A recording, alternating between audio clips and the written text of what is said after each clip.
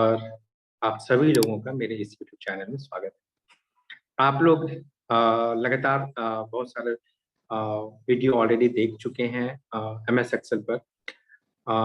पिछला सेशन में हम लोग बात किए थे count, count if, count A, sum if, average if और ये सारे फंक्शंस के बारे में। आज हम लोग बात करने जा रहे हैं एक बहुत इंपॉर्टेंट फंक्शन है जो कि आप अगर आप डेटा साइंस में काम कर रहे हैं या मशीन लर्निंग में काम कर रहे हो, आपको डेटा एनालिसिस करना है तो आप वहाँ पे यूज कर सकते हैं। तो क्योंकि आप कोडिंग करते हैं तो कोडिंग में एक जो बहुत कॉमन सा चीज होता है एक्सेप्शन हैंडलिंग, है ना।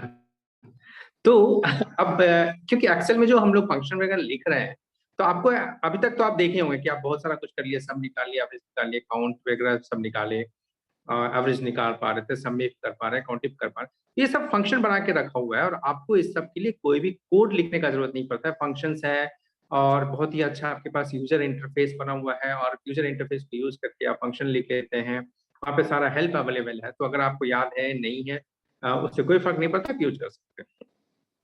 अब यहाँ पे क्या है, तो आप जब फंक्शन लिख रहे हैं तो एरर भी हो सकते हैं, राइट। और आपको तो पता ही एक्सेप्शन हैंडलिंग क्या होता है, क्योंकि आप प्रोग्रामिंग कर रहे हैं तो आपको पता ही है कि एक्सेप्शन हैंडलिंग क्या होता है। बेसिकली जो आप जब कोई आप फंक्शन यूज करते हैं और उसमें अगर कुछ ऐसा काम कर रहे हैं जो कि ऑलरेडी सिस्टम या एमएस एक्सेल उसको हैंडल करके रख चुका है, लेकिन वो आपको एक एरर थ्रो करेगा, है ना। और अगर आप उसको चाहते हैं कैच करके और हम उसको कुछ और काम करें, मतलब जो सिस्टम जनरेटेड एरर्स हैं या उसको हम लोग एरर नहीं बोल के एक्सेप्शन ही बोलते हैं, तो सिस्टम जनरेटेड एक्सेप्शंस हैं यहाँ पे किसी भी प्रोग्रामिंग लैंग्वेज और इवन की एमएस एक्सेल में जो कि प्रोग्रामिंग लैंग्वेज है, फिर भी यहाँ पे भी है कि अगर कोई सिस्टम जनरेटेड एरर आता है या एक्सेप्शन आता है तो उसको आप कैच कर सकते हैं और उसके बदले में आपको क्या करना है आप एमएस एक्सेल को बता सकते हैं, ठीक है। तो हम लोग देखते हैं पहले कुछ एरर जनरेट करके और फिर हम लोग देखेंगे कि उसको हम लोग कैसे हैंडल, ठीक है। तो यहाँ पे एक फंक्शन है इफ एरर, उसको हम लोग यूज करेंगे। इफ वाला तो इफ का तो मतलब समझते ही हैं आप, इफ का मतलब अगर, और एरर का मतलब ये हो गया अगर एरर आया तो क्या करेंगे, ठीक है। चलिए देखते हैं पहले कुछ एरर पहले हम लोग डालते हैं, कुछ देखते हैं कि एरर है क्या। तो मान लेते हैं कि आपके पास कुछ नंबर डाल दिया है, जैसे 10, यहाँ लिख दिए 20, ठीक है, यहाँ लिख दिया 20, यहाँ लिख दिया 0, यहाँ लिख दिए 45, यहाँ लिख दिए ABCD, यहाँ लिख दिए 20, है ना। और यहाँ लिख दिए 0, यहाँ लिख दिए कुछ नंबर, यहाँ लिख दिए 0 0 और यहाँ लिख दिए ABCD कुछ भी, ठीक है। और मान लेते हैं, चलिए इस तरह का कुछ भी हम वैल्यूज लिखे हैं, तो कुछ वैल्यूज हम लोग डाल लिए 10 20 ऐसा कुछ लगा के, और हम लोग यहाँ पे क्या कर रहे हैं, हम बोल रहे हैं इक्वल टू ये डिवाइड बाय ये, इसको जो है B2 को आप C2 से भाग कर दीजिए, ठीक है। हम कर दिए, यहाँ पे देखिए आंसर भी आ गया, 10 को 20 से डिवाइड किया तो आधा आ गया 0.5, है ना। तो अभी इसको हम खींच देते हैं। अब देखिए तो क्या हो रहा है, आपको यहाँ पे अलग अलग तरह का एरर दिख रहा है, ठीक है।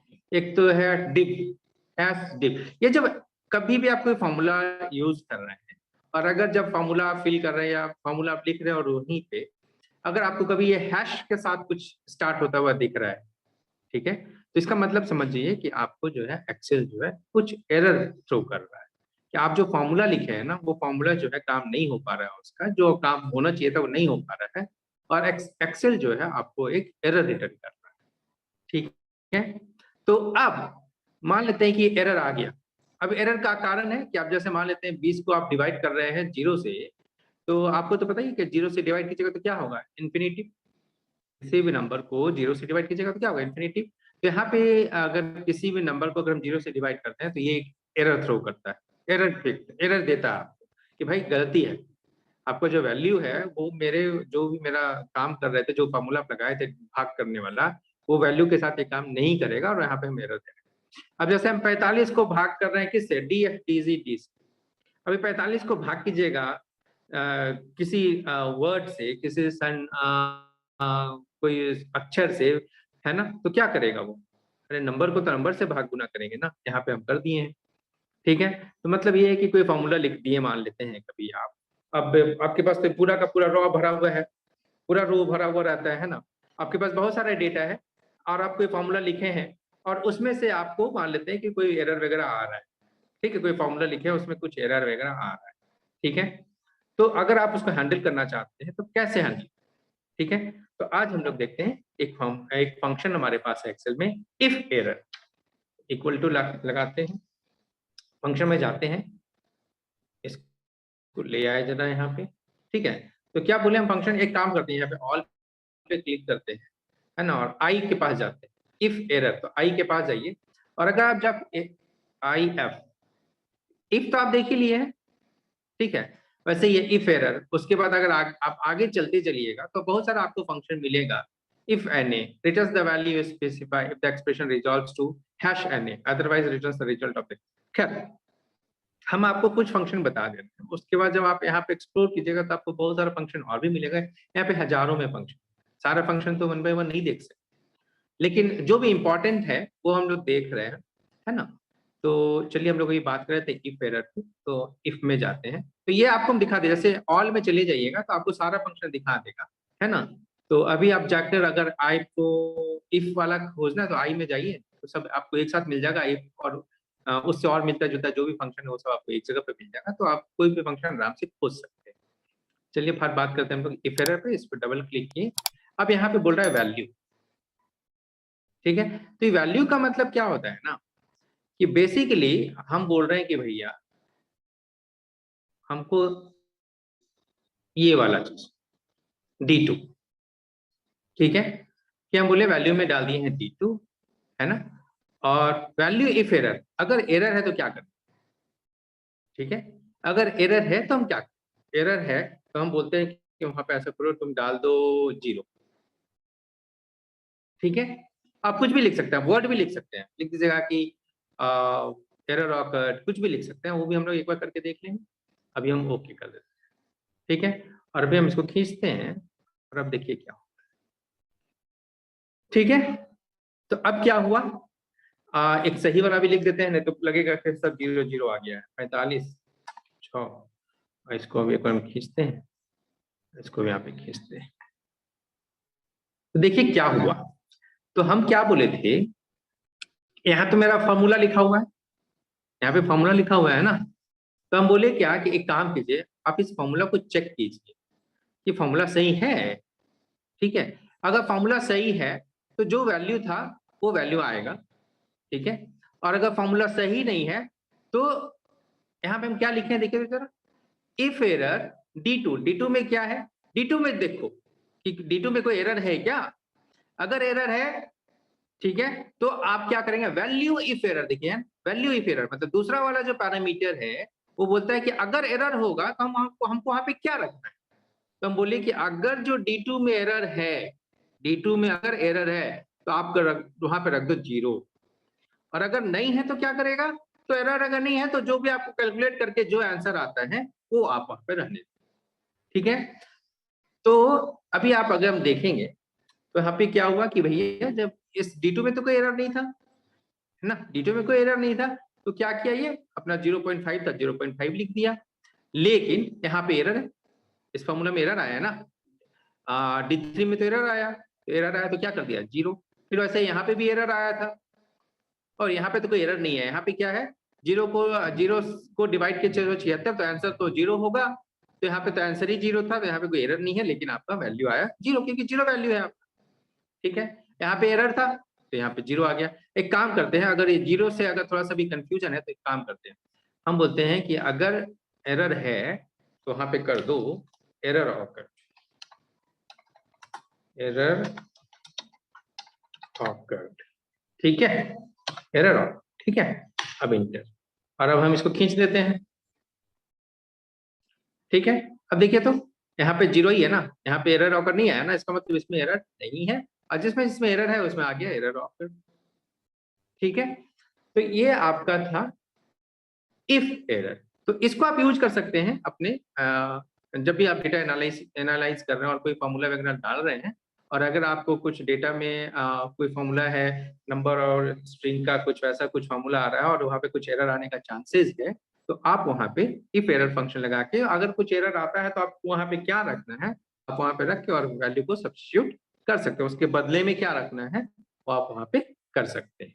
ठीक है, अब जैसे अभी हम तो यहाँ पे फॉर्मूला यहाँ पे लिखे, तो अगर हम चाहते हैं कि हमको यहीं पे लिख दे दो भाई कि अगर एरर होगा तो यहीं पे हमको दिखा दो, हमको दूसरा लाइन में करने का जरूरत नहीं है, तो हम यहीं पे बोल सकते थे क्या, इफ एरर एक सेकेंड, इफ एरर है ना B2/C2, तो क्या कर दो, एरर हैपेंड और एक्सेप्शन होकर एक्सेप्शन, जस्ट केवल एक्सेप्शन। ठीक है, तो अभी हम फॉर्मूला लिख दिए, ये हो गया B2/C2 मेरा फॉर्मूला है। ठीक है, तो B2/C2 को इवेलुएट करो, अगर सही है तो उसका जो वैल्यू है वही रहने दो, और अगर वो गलत है तो आप क्या लिख दो, वहां पे लिख दो एक्सेप्शन। ठीक है, और अभी हम करेंगे इंटर, और अभी हम यहीं पे इसको खींच देते हैं। ठीक है, यहीं पे खींच दिए, तो अब क्या हो रहा है, क्या एक्सेप्शन लिखा गया। ठीक है, तो ये आपका था इफ एरर। ठीक है, अब इफ एरर के बाद अगर आप चाहें कि बाद में अगर इफ एन ए को करना चाहें, इफ एन ए को एवेल्यूएट कीजिए, और भी अगर कोई फंक्शन एवेल्यूएट करना चाहते हैं तो आप कर सकते हैं। ठीक है, एक दूसरा आपके पास और एक फंक्शन है इज, इज भी बहुत इंपॉर्टेंट है। ठीक है, तो अभी हम बात कर लेते हैं थोड़ा इज पे। तो यहाँ पे सेट ऑफ फंक्शन, लगभग 10 से ज्यादा फंक्शन, लगभग 10 के करीब फंक्शन है इज वाला। ठीक है, तो अभी देखिए आपको, अगर हम यहाँ पे जाते हैं तो पहले हम लोग इस एरर पे बात करते हैं, फिर अभी दूसरा भी आपको दिखाएंगे। तो अभी क्या करता है, यहाँ पे लिखते हैं इक्वल टू क्या है, B2 डिवाइडेड बाय C2। ठीक है, अभी हम लिख दिए, इसको हम ऐसे खींच भी दिए। ठीक है, अभी यहाँ पे एक फंक्शन है इज एरर। ठीक है, इज एरर, पहले तो इफ एरर था, इफ एरर का मतलब क्या हुआ कि अगर गलती होगा तो क्या करना है वो बताना है, वो हम बता देंगे और वो कर। ठीक है, दूसरा है इज एरर, इज एरर क्या करेगा ना कि अगर वो गलती है तो रिटर्न करेगा ट्रू, और अगर गलत नहीं है तो रिटर्न करेगा फॉल्स। तो ये जो है लॉजिकल फंक्शन हो गया जो कि ट्रू या फॉल्स आपको देगा। ठीक है, तो हम लोग करके देखते हैं। इक्वल टू इज का मतलब ही क्या होता है, इज वाला जो फंक्शन नॉर्मली जो भी होता है, देखिए यहाँ पे इतना सारा इज वाला फंक्शन, इज ब्लैंक, ये चेक करेगा कि अभी ब्लैंक है कि नहीं है, ब्लैंक अगर हो गया तो ट्रू, नहीं तो फॉल्स। तो वैसे ही नाम, ये तो सबका सब जो है वो ट्रू फॉल्स ही रिटर्न करेगा। ठीक है, जितना भी है सब ट्रू और फॉल्स रिटर्न करेगा। तो यहाँ पे इतना सारा है आपके पास है, इज एर है, इज एरर है, is even, is formula, is logical. तो ये सारा कुछ जो है आप जो फंक्शन जो है आप अपने एनालिसिस में ये सारा फंक्शन आप यूज कर सकते हैं। ठीक है, तो इसका नाम जो है इतना ही काफी है इसको समझने के लिए, और अगर फिर भी नहीं समझ में आता है तो अगर आप उस पर क्लिक करेंगे तो आपको ऐसे भी सारा डिटेल आपको यहाँ पे दिखा देगा। ठीक है, तो अभी हम लोग बात कर रहे थे इज एरर पे। तो इज एरर में देखिए तो क्या लिख रहा है, checks whether a value is an error. और एरर कैसे, या तो hash any, hash value, hash wrap, hash div by 0, hash num, hash name या हैश नल। अगर इतना सब कुछ आ रहा है, मतलब एरर जो है यहाँ पे जब एक्सेल रिटर्न करता है तो वो स्टार्ट करता है हैश। अब कहीं भी अगर कोई फॉर्मूला लगा और उसको पूरा फिल कर रहे हैं और कहीं भी अगर आपको हैश से कुछ स्टार्ट हो रहा है इसका मतलब वहां पे कुछ एरर हुआ है। ठीक है, तो अभी हम बोल रहे हैं इज एरर, तो ये क्या रिटर्न करेगा, ट्रू या फॉल्स। तो अगर फॉर्मूला जब इवेल्युएट कर रहे हैं, फॉर्मूला को जब ये चेक कर रहा है और उसमें देखा कि ये जो एक्सेल जो है इसमें बता रहा है कि एरर है, तो रिटर्न करेगा ट्रू, और अगर ये एरर नहीं है तो रिटर्न करेगा फॉल्स। ठीक है, आपको यहाँ पे ये ऑप्शन नहीं दिया गया है कि अगर ये होगा तो क्या करना है, ये ऑप्शन नहीं, लेकिन हम लोग चाहे तो वो भी करके देख सकते हैं। ठीक है, हम लोग पहले इज एरर देखते हैं, फिर हम लोग देखेंगे कि उसको अगर हम लोग को आगे यूज करना है तो कैसे करें। ठीक है, तो लिखते हैं इज एरर कहाँ पे, इसमें। ठीक है, और इसको हम कर देते हैं ब्रैकेट, बस इतना ही लिखना है। ठीक है, तो अब यहाँ पे देखिए इज एरर है, यहाँ पे एरर है नहीं है तो यहाँ आ गया फॉल्स, इसको हम खींचते हैं। ठीक है, अब तो देखिए तो कहाँ कहाँ एरर है, तो जहां जहां एरर है उसमें आ गया ट्रू। ठीक है, जिसमें इसमें एरर था, इसमें एरर है, इसमें एरर था ट्रू, और जिसमें एरर नहीं है उसमें आ गया फॉल्स। ठीक है। और अब हम चाहते हैं कि जो इफ एरर में काम किए थे वैसा ही कुछ काम करें इज एरर के साथ। बहुत आसान है, हम लोग कल देखे थे इफ, ठीक है, हम लोग पिछले सेशन में देखे हैं इफ, तो हम लोग यूज कर सकते हैं इफ। चलिए करके देखते हैं, ठीक है। तो ये जो है ना, आपको इफ जो है बहुत बार आपको आप मतलब बहुत यूजफुल फंक्शन है, ठीक है। अगर आप किसी भी तरह का एनालिसिस वगैरह डेटा में करना चाहते हैं, कुछ मैनिपुलेशन करना चाहते हैं, कुछ उसमें चेंज करना चाहते हैं, ठीक है, तो आप यूज कर सकते हैं, ठीक है। तो इफ, और ये बोल रहे हैं कि इज एरर D2, चेक करो एरर है कि नहीं, और अगर ये ट्रू है तो क्या करो, अगर एरर है तो क्या करो, तो हम बोलते हैं कि लिख दो एरर ऑकर्ड, ठीक है। और अगर नहीं है एरर तो क्या हुआ, तो भैया ऐसा करो जो D2 में था वही रहने दो, ठीक है। तो इफ के साथ तो आपको याद ही होगा कि क्या लिखते हैं, तो इफ में पहले लिखते हैं कोई ऐसा लॉजिकल कंडीशन जो कि आपको रिटर्न करेगा हाँ या नहीं, ट्रू या फॉल्स, ठीक है, समझ में आ गया, यही लिखते हैं इफ में। और अगर इसके बाद दूसरा पैरामीटर है वो क्या होता है वैल्यू इफ ट्रू, अगर कंडीशन जो आप पहला वाले में लिखते हैं वो अगर सही होगा तो क्या करना है, ठीक है। और उसके बाद तीसरा पैरामीटर जो तीसरा जो वैल्यू वो क्या होता है वैल्यू इफ फॉल्स, ठीक है। तो आप जो कंडीशन लिखे हैं सबसे पहला वाला जो ये वाला जो कंडीशन है जो पहला वाला जगह पे जो आप लिखे हैं वो अगर फॉल्स हो गया तब क्या करना है, ठीक है। तो वो चीज आप लिखते हैं यहाँ पे। तो अभी हम क्या लिखे हैं, इफ में लिख दिए इज एरर D2, तो इज एरर क्या रिटर्न करेगा, या तो ट्रू या फॉल्स, अगर एरर है तो ट्रू और एरर नहीं है तो फॉल्स, ठीक है। अब अगर एरर है तो हमको क्या करना है, तो हम बोला अगर एरर है तो आप ऐसा कीजिए एरर ऑकर लिख दीजिए, आप कुछ भी लिख सकते हैं, आप कुछ भी कर सकते हैं, आप उस सेल को ब्लैंक छोड़ सकते हैं, आपका जो भी रिक्वायरमेंट है उसके हिसाब से आप वहां पे वैल्यू डाल सकते हैं, ठीक है।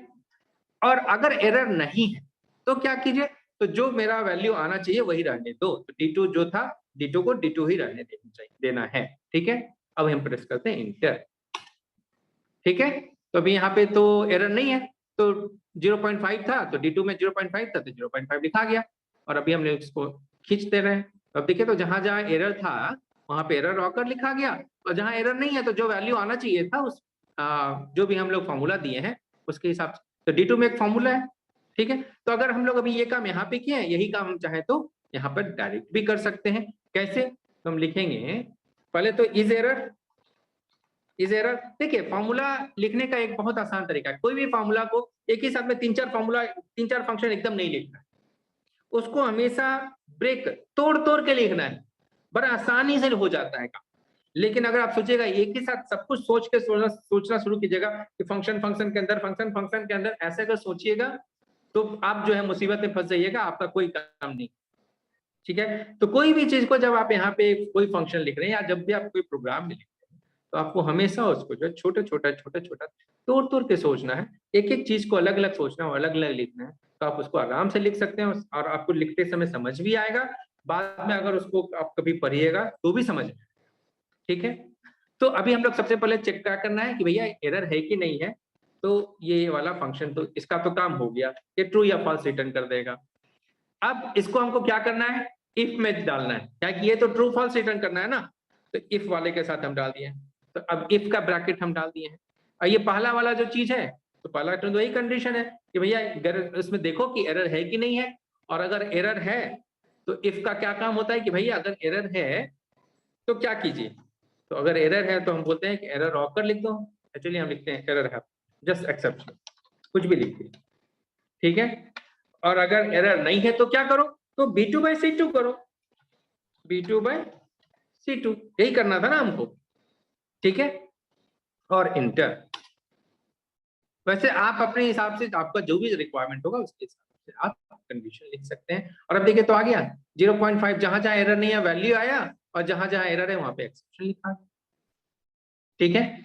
तो इसी के हिसाब से अगर आप जाएंगे इस वाले में ना, अगर आप इस वाले में जाइए, जस्ट आपको दिखा देते हैं एक बार, आप यहाँ पे गए फंक्शन में और ऑल तो किया ही हुआ है, आई में जाइए, IS इज ना, तो आई में जाइए इज, अब देखिए तो इज में कितना सारा है, इज से स्टार्ट हो रहा है, इज ब्लैंक।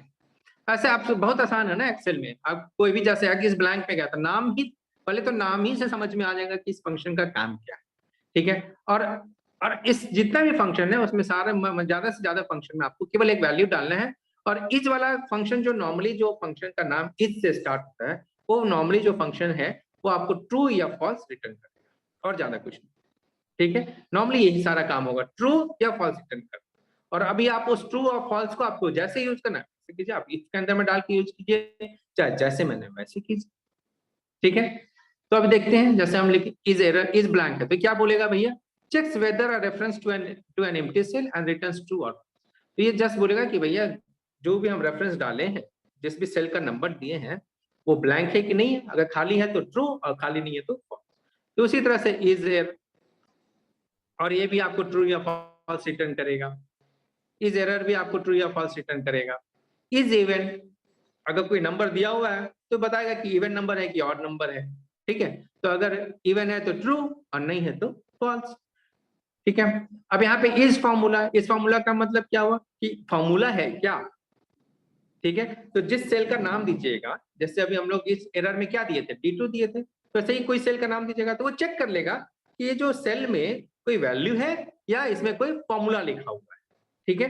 तो अगर फॉर्मूला लिखा हुआ है तो बोल देगा यहाँ तो फॉर्मूला है मतलब ट्रू, और देखेगा नहीं यहाँ फॉर्मूला नहीं, यहाँ पे कोई फिक्स वैल्यू लिखा हुआ है। जैसे फिक्स वैल्यू यहाँ पे 10 20 20 और सी में क्या है, फिक्स वैल्यू है, और D2 में क्या है, फॉर्मूला है, तो फॉर्मूला वाला में इस फॉर्मूला में दिखा देगा ट्रू। तो इसी तरह से आपके पास इज लॉजिकल, कोई लॉजिकल वैल्यू है क्या, तो इसी तरह से आपके पास कुछ और भी फंक्शन है ना, is number, is odd, is ओविक नंबर, राइट, सॉरी बेसिकली ये आइसोविक नंबर है, ठीक है। Is PMT, is ref, is text, ठीक है।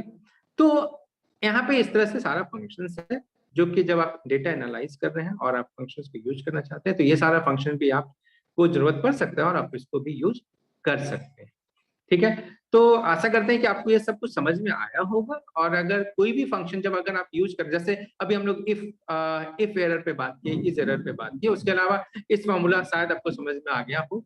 और अगर लेकिन अगर मान लेते हैं आप यूज कर रहे हैं ये सारा फंक्शन बाद में, आप कभी भी कोई काम कर रहे हैं और आपको यूज करना है और अगर आपसे नहीं हो पा रहा है या आपको कोई भी उसमें कठिनाई लग रहा है, तो आप आराम से कमेंट बॉक्स में कमेंट डालिए, किस फंक्शन के बारे में आपको कोई भी क्वेश्चन है वो आप क्वेश्चन लिखिए और हम आपको उसी कमेंट बॉक्स में उसका आंसर बता दें, ठीक है।